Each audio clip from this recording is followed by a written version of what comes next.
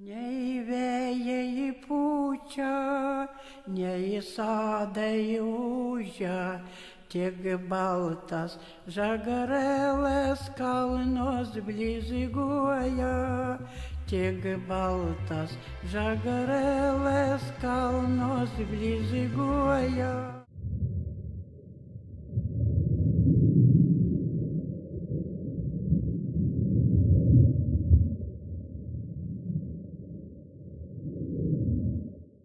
Sveiki, mėlyjei. Čia jūsų Prežės televizija ir joje Kazimieras Juraitis. Jūsų todėl, kaip ir mūsų visų televizija, todėl, kad jūsų pinigais, idėjom, pasiūlymais ir projektai šita televizija yra išlaikoma ir ją įgyvendina realizuojame mes. Tai vat mūsų. Ir taip džiaugu, kad jinai plečiasi ir tobulėja. Šitą temą šiandieninę tai dažniau reikėtų minėti dėl įvairių aktualių kasdieninių užgožia, kasdieniniai praeinantys reiškiniai. Gaila, kad užgožia, bet dėmesio daugiau skirti tai yra kalbai, reikia lietuvių kalbai. Ir konkreti priežastis pasirodęs Vytauto Landsbergio tokia publikacija menka ekspertuose. Tai požiūris iš šalies. Tai Žmonių partijos patriarchas, dviejų sąjūdžių įkūrėjas, Lietuvos prezidentas Vytautas Landsbergis visuomeniniuose tinkluose paskelbė savo naujausią esė požiūris iš šalies. Senovės baltai tie tolimiausiai rytuose galindai eidavo mazgotis į upę, kurią vadino Mazgva. Atėjūnai slavai prieš 2000 metų perėmė šį vardą ir net savo tvirtovę juo pavadino, aplinkinę žemę iš Mazgovijos pamažu tapo Moskovija. Žinotina Kremliaus istorikams vis laik naujai ką ant savo kurpalio perrašinėjantiems. Tai tokia trumpas esė Vytauto Landsbergio. Jam replikavo puikus mokslininkas, lituanistas Vladas Palubinskas. Tai, kad čia nejuokinga, nei kokia nors naujiena, o gerai žinomas daiktas, kad Maskva tai yra suduslėjusi tartim Mazgva, Mazguva, latviškai oficialiai tebe vadiname Maskava. Mažiau žinoma šiuolaikinėje fake news žiniasklaidai kažkodėl išnykų žodžio reikšmė mazguva smegenys, likęs tik mazgojimas. Smegenų žievės raukšlėmis susimazgiusi smegeninė mazguva. Žodis šią reikšmę tačiau gerai išlikęs slavų kalbose. Mozg, mazok, mazakot, mozgk, mozak, maziok, mozog, mozg ir panašiai. Maskvos paupys iš tikrųjų buvę žinių, žinionių, raguonių, regionių, viedių, vėlkių, išminčių, nusipelniusių mokų telkinys. Ir prideda gerbiamas Vladas.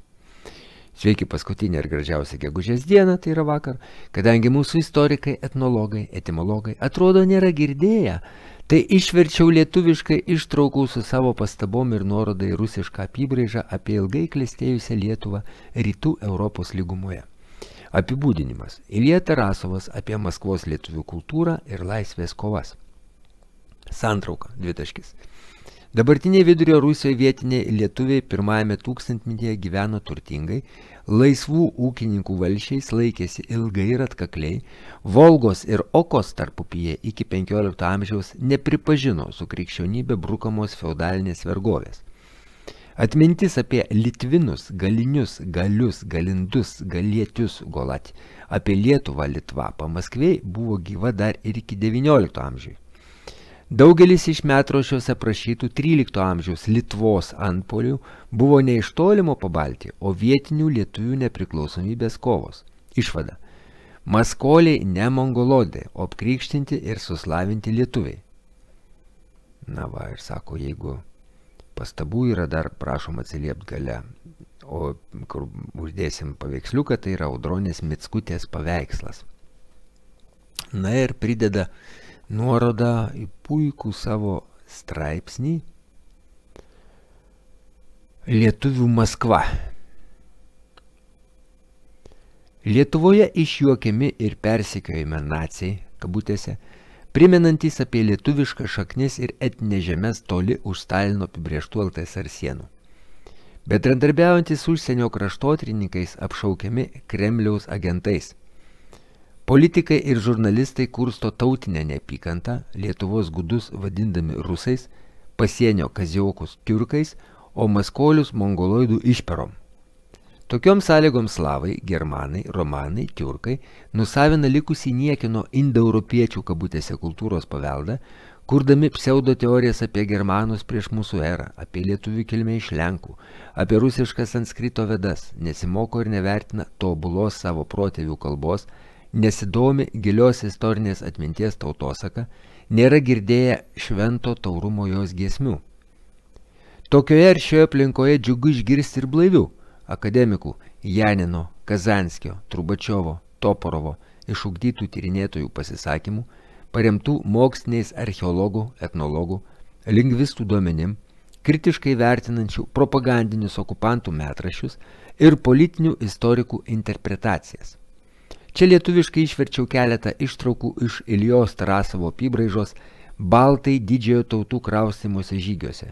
Илья Михайлович Тарасов, Балты в миграциях Великого переселения народов, paskelbtos 2017 metų žurnale Исторический формат, 3-4 numeris, 25-124 puslapiai. Didysis tautų kraustymasis – tai ilgas ir itin svarbus Europos civilizacijos susidarimo laikotarpis. Deja, priskirtas germanams, nežymų vaidmenį paliekant iranėnų ir tiurkų tautoms. Retkarčiais tik paminimos kažkokių bevardžių praslavų grupės, paprastai germanų genčių arba klajoklių hunų imperijos sudėti. O štai baltų gentys ignoruojamos visiškai, kurių indėlis buvo esminis, ne tik didžiojo tautų kraustymuose kovose, bet ir ankstesnėme karų su Romos imperija laikotarpyje. Gotų kraustymosi tautos sukūrė stiprią Griautungų karalystę Juodosios jūros šiaurinėje pakrantėje, kuris siejama su archeologinė Černiachovo kultūra. Ši valstybė laikoma galingiausia tų laikų Europos barbarikume. Pažymėtina, kad archeologų duomenimis Pamaskvėje galiai laikėsi labai ilgai, neįsileisdami vietičių ir kitų slavų kolonistų į savo žemes net iki 15 amžiaus. Paskirose vietovėse atmintis apie galius buvo išlikusi dar ir 19 amžiui. Sidorovas, dalyvavęs Kalugos apskrities archeologų iškyloje, pasakojo apie tankų to krašto apgyvendinimą senovėje, kurio gyventojai, sprendžiant iš radinių, išsiskyrė aukšta kultūra ir gerovė. Pavyzdžiui, paminėjo Auguviškių, Ogupsk, valšių plačiajame Praudvos protva, Paupio slėnyje. Archeologų radiniai buvo tokie turtingi, kad iš pradžių laikytasi prielaidos, jog tai kunigaikščio rezidencija, kuris gyveno su savo karių draugove. Tačiau neradus aplink žymesnių statinių, bent sienojų, apsauginių pylimų, teko tokią versiją atmesti. Sodžioje buvo aptikta 2-6 amžiaus metalurgijos medžiagos. Taip į mūsų praeitį žvelgia šiuolaikiniai tarnų gyvensenos inteligentai, brūkšnys, įsivaizduoja retai apgyvendintas pelkes ir miškus, juose tarp fino-ugrų ir tiurkų klajojančias laukinės gaujas, kur dauguma vargšų darbininkų engia turtingų karių plėšikų elitas. Maloniai išimtis yra Jūratės Derosalės įžvalgos apie visai kitą lietuvišką santvarką, atitinkančios ir Antano Baranausko apdainuotą senovės Lietuvos paminėjimą, ne pagal okupantų etnografinės ir propagandinius metraščius, o, kaip sako mūsų senoliai, žmonės laisvingi buvo turtingi, niekur nebuvo vergijos. Išaugęs nenutautėjusioje saloje, pats žinau tvirtai, kad visi lietuviai iki krikščionybės buvę lygiateisiai valsčiaus valstiečiai, savo pilies piliečiai, gyvenę stambiais šeimos ūkiais, kiekvienas buvo dvarininkas, skliausteliuose vytingas, bajoras, būras. Jokių mokesčių, jokių tarnų nei ponų, griežtai. Jei kam nelaimė, tai neprimdavo tarnauti, samdyti ar globoti, o visi sušokdavo talkon atstatyti jo ant kojų, kad vėl gyventų savarankiškai. Rusijos mokslo akademijos archeologijos instituto Maskvos archeologinės ekspedicijos vadovas Krenkė, dirbęs Maskvoje ir Kalugos apskrityse, tvirtino, kad juose ilgus amžius gyveno ta pati viena tauta, kurią archeologas tapatino su goleadės, išlaikiusi savo paprotinę kultūrą. Veržiantis čia slavų gentims, galiai išlaikė savo tėvynę ir neužleido savo žemės atėjūnams. Iš to seka, kad Galiai buvo stipri ir gana stambi tauta. Kukovenkos nuomonė, miesto įsteigimo dvigubų datų pavyzdžiai Ržev 1019 ir 1150 Taržok 1139 ir 1216 rodo, kad rytų slavai miestų šias teigia, bet Galiai, goledai, kaskart juos išvarydavę. Kita būdinga šiuolaikinio miesčioniško požiūrio yda, dvitaškis. Civilizuota kultūrinė gyvensena laikomas miestas. Jie archeologų labiausiai tyrinėjami, pagal juos sprendžiama apie buvusią kultūrą, papročius, tautiškumą. Kai tikrovė visai atvirkščia, visavertis žmogus turi gyventi ir vaikus ugdyti nuosavame sodžiui, nes tik asmenės atsakomybės sąlygom ir darnoje su gamta įsijungia smegenys visų pajėgumų. Lietuviai miestus laikė žemesnio lygio, pusiau klajoklinė gyvensena. Ten apsistodavo tik vykingai ir kitokie daugiai, o po krikšto ir visokie svetimtaučiai, valkatos, elgetos, sukčiai. Krikščionybė įsitvirtino per nutautėjusius miestus, o juos tyrinėjantys istorikai nepastebi, kaip ilgai išsilaikė dori lietuvių papročiai ir aukšta kultūra sodžiuose. Tai, ką istorikai anksčiau laikė lietuvių iš Pabaltijo ir dabartinės Baltarusijos karinių žygių liudijimais, galima priskirti ir vietiniai Maskvos Litvai, išsilaikiusiai dar ir 13-14 amžiuose. 1248 metais mūšis su Lietuva Protvos Paupy, kur žuvo Vladimiro kunigaikštis, greičiau buvo ne lietuvių antpuolis nuo tolimo Pabaltijo, kaip dabar įprastai mano istoriko, priešingai, paties Michailo antpuolis į Pamaskvės lietuvių žemes. Ir daugybė kitų, nors gal ne visų, metraščiuose prašytų 13 amžiaus Litvos antpuolių, Volgos aukštupio ir Okos vandentakos srityse tikriausiai buvo vietinių lietuvių nepriklausomybės kovos.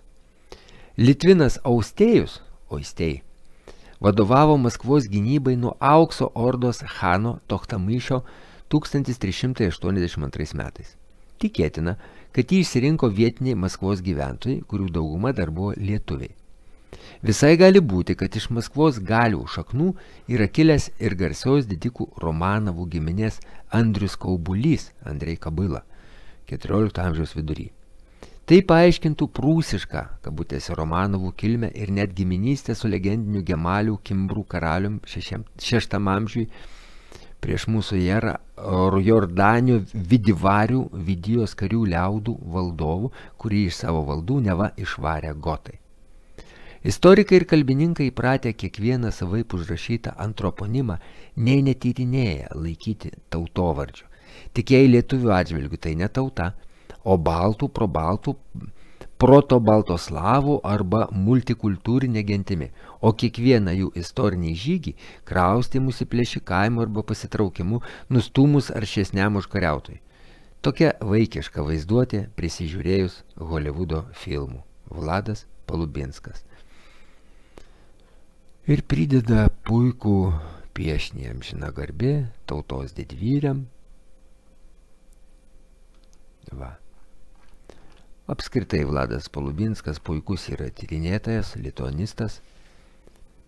Dar daug labai publikacijų padaręs, etimologijos žodžių ir tikimės, kad iš jo sulauksime dar nemažai tokių puikių darbų. Iki kito karto.